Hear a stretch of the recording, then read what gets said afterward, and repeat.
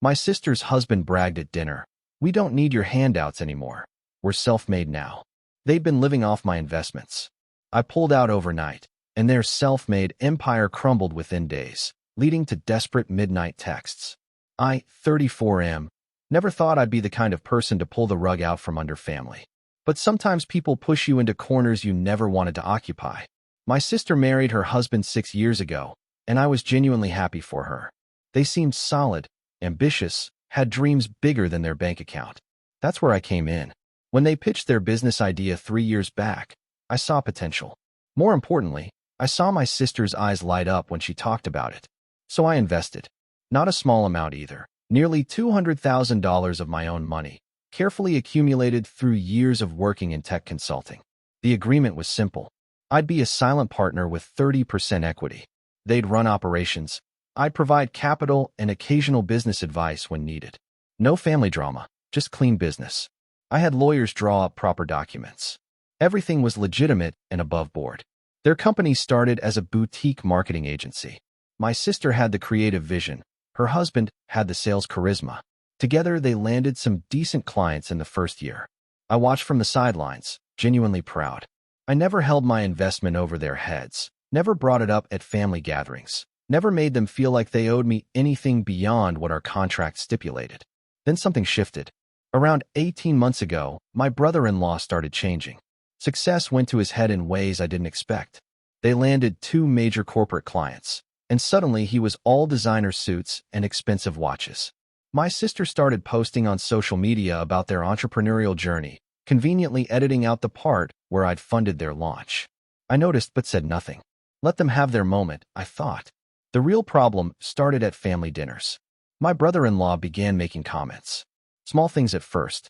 Jokes about how corporate jobs like mine were soul-crushing. How real entrepreneurs took risks while people like me played it safe. I laughed them off. My parents looked uncomfortable but didn't intervene. Last month, everything came to a head at my parents' anniversary dinner. The whole family was there. Aunts, uncles, cousins. Good food, better wine. Everyone celebrating 40 years of my parents' marriage. I was sitting quietly, enjoying the evening, when my brother-in-law stood up to make a toast. He started well enough, talking about family and gratitude. Then he pivoted. He started talking about their success story, how they'd built something from nothing, how they'd taken risks when others wouldn't. He looked directly at me when he said it. The table went quiet. Then came the line that changed everything. He raised his glass toward me with this smug smile and said they didn't need my handouts anymore, that they were self-made now. That real success came from taking risks, not from trust funds and safe corporate paychecks. My sister touched his arm like she wanted him to stop, but she was smiling too. That hurt more than his words. The table was silent. My mother's face was pale. My father looked furious but controlled. Everyone else stared at their plates. I felt my face burning, felt every eye on me waiting for my reaction. I didn't give them one. I simply smiled, raised my glass, and took a drink. I let the moment pass. But inside, something cold and calculated clicked into place. I left that dinner early, made polite excuses about an early morning meeting, drove home in silence, my mind racing. I'd been disrespected publicly by someone I'd financially enabled, someone who'd conveniently forgotten that their self-made empire was built on my capital, my risk, my trust. The next morning, I called my lawyer, asked him to review our partnership agreement, specifically the clauses about investment withdrawal. He called back within 2 hours. According to our contract, I could liquidate my position with 30 days written notice, or immediately if I suspected financial mismanagement or if the partnership became untenable. The immediate option would cost me a 10% penalty on my equity value, but I'd get my money out within 72 hours. I asked him to dig deeper into their financials. As a 30% partner, I had rights to full financial disclosure. What he found was illuminating. Their cash flow was terrible. Those big clients they'd landed, the contracts had long payment terms. They wouldn't see that money for months. Meanwhile, they'd been spending like they were already rich. New office space with a 5-year lease. 3 new employees at generous salaries. Company cars. Premium software subscriptions. They'd even taken out a business line of credit to cover operational costs. My investment wasn't just their seed capital. It was their lifeline. The equity value had grown on paper, sure, but the actual liquid assets in the business were minimal. They were leveraged to their necks, betting on future revenue to cover current expenses. I had my lawyer draft the withdrawal notice, cited the deterioration of our professional relationship as grounds for immediate exit, invoked the clause allowing emergency withdrawal. I didn't mention the dinner. Didn't need to. The contract was clear. The documents were delivered on a Wednesday morning. By Wednesday afternoon, my phone was ringing. My sister first, then her husband. I didn't answer. They left voicemails. My sister sounded confused, hurt, asking what was happening. Her husband sounded angry, demanded I call him back immediately. I didn't. Thursday morning, my lawyer confirmed the withdrawal was processing. Their business account would be debited for my equity value by Friday evening. The amount was substantial, my initial investment plus growth, minus the 10% penalty. Still over $230,000. That's when the text started. My sister sent me a long message Thursday afternoon. She was sorry about the dinner. Her husband had drunk too much. He didn't mean it. Could we please talk about this? I read it, but didn't respond. Her husband sent me a message too. Different tone. Angry at first, saying I was being petty, that I couldn't do this to family, that I'd ruin them. Then another message an hour later, calmer, asking if we could meet. I blocked both numbers. Friday came. The money transferred. I checked my account Saturday morning and saw the deposit. My lawyer confirmed they'd received the debit notice. That's when things got desperate. Saturday night, nearly midnight, someone started banging on my apartment door. Aggressive, insistent knocking. I looked through the peephole and saw my brother-in-law. He looked disheveled, panicked. I didn't open the door. He kept knocking, then started calling my name, saying he knew I was home, that we needed to talk. I called the cops, told them someone was harassing me at my door, refusing to leave. They arrived within 10 minutes. I watched through the peephole as they talked to him. He left with them, though they didn't arrest him. Just made him go. The next morning, my phone started ringing from numbers I didn't recognize. I let them all go to voicemail. One was my mother, calling from a friend's phone, begging me to talk to my sister. One was from their business partner, someone I'd never even met, pleading for a meeting. One was from my sister again, using someone else's phone, crying, saying their business was going to collapse, that they had payroll due in 3 days and no way to cover it. I listened to each voicemail once, then deleted them. My parents showed up Sunday evening. I let them in because they're my parents. They deserve that much. My mother looked like she'd been crying. My father looked stern but sad. They asked me to explain. I did. Laid out everything calmly, factually. The investment, the contract, the public humiliation, the financial reality of what their business actually looked like without my money. My father listened without interrupting. My mother kept wiping her eyes. When I finished, my father nodded slowly. He asked if this was really what I wanted. I told him it wasn't about wanting anything. It was about respect. About not being treated like a checkbook with feelings that could be discarded when convenient. My mother asked what would happen to my sister now. I said that wasn't my responsibility anymore. They'd made choices. This was the consequence. My father put his hand on my mother's shoulder, and they left. Update 1. Monday morning, I unblocked my sister's number. Not because I'd changed my mind, but because I wanted to know what happened next. The messages flooded in immediately. Dozens of them, sent over the past 3 days, all time-stamped and waiting. The progression was telling. Confusion, then anger, then panic, then desperation. The most recent ones, sent at 3 and 4 in the morning, were barely coherent. They'd missed payroll. 2 of their new employees had quit immediately.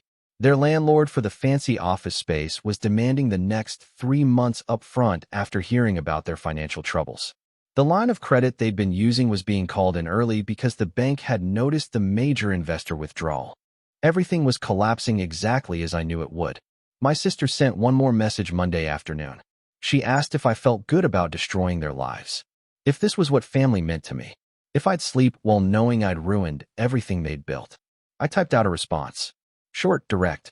I reminded her that they'd built it with my money, that her husband had publicly declared they didn't need my handouts, and that I was simply giving them what they claimed to want, a chance to be truly self-made. I asked if she remembered what he'd said at that dinner, if she'd corrected him when he humiliated me in front of our entire family. She didn't respond for 6 hours. When she finally did, it was different.